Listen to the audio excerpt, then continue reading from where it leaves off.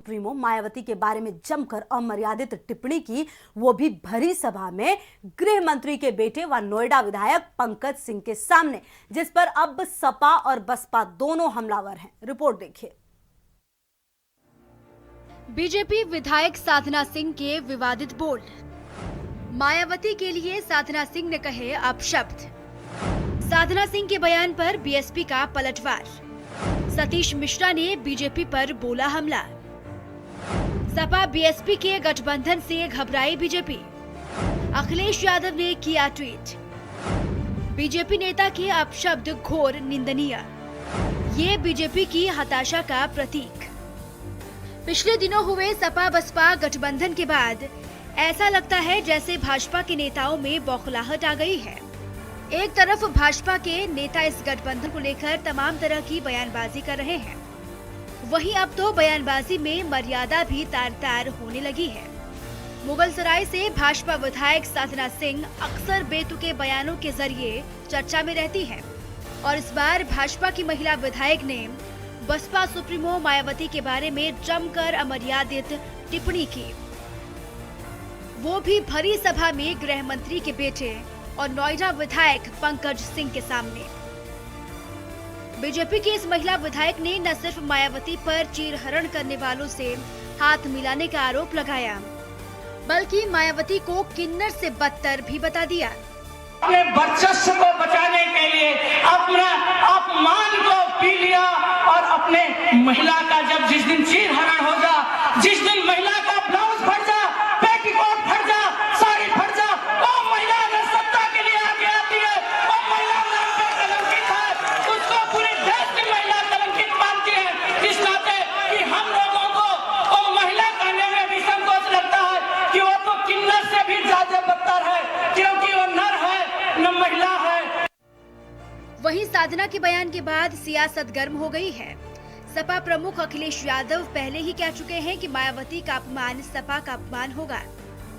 उन्होंने इसे साबित करते हुए ट्वीट किया और कहा कि बीजेपी नेता के अपशब्द घोर निंदनीय हैं। ये बीजेपी की हताशा का प्रतीक है।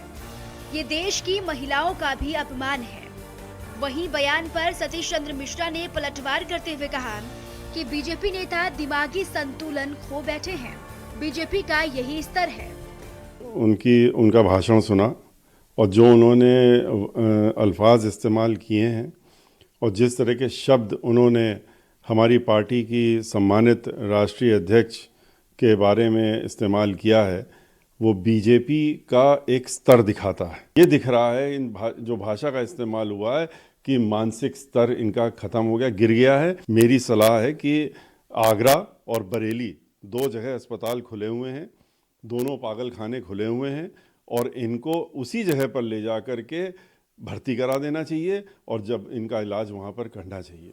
विधायक के इस बयान पर जहां बसपा और सपा हमलावर हैं, वहीं बयान ने बीजेपी के लिए भी परेशानियां खड़ी कर दी हैं। ऐसे में सम्मान की लड़ाई पर सियासी घमासान होना तो तय है। अब देखना यह है कि बीजेपी मामले पर क्या स्टैंड लेती है और सपा बसपा का क्या रुख होता है। ब्यूरो रिपोर्ट, भारत समाचार।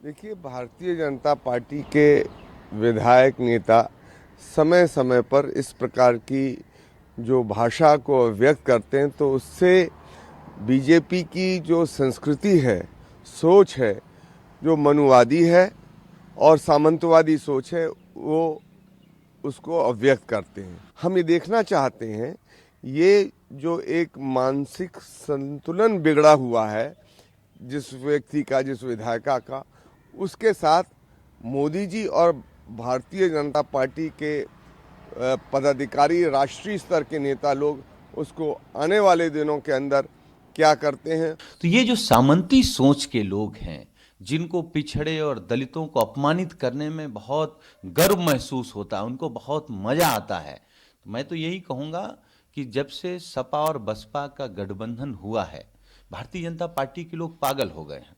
और अगर भारतीय जनता पार्टी महिलाओं के प्रति संवेदना रखती है, सम्मान रखती है, तो अपने विधायक के खिलाफ कार्रवाई करनी चाहिए और उसके खिलाफ एसटी एससी का मुकदमा लगा करके ऐसे विधायक को जेल में डाल देना चाहिए। जी हाँ, तो आप सुन रहे थे कि किस प्रकार से तमाम बातें हुई हैं मायावती के लिए जो अपशब्द जिस प्रकार से यूज किए हैं साधना सिंह ने। और इसी बीच चंदौली से खबर आ रही है बीजेपी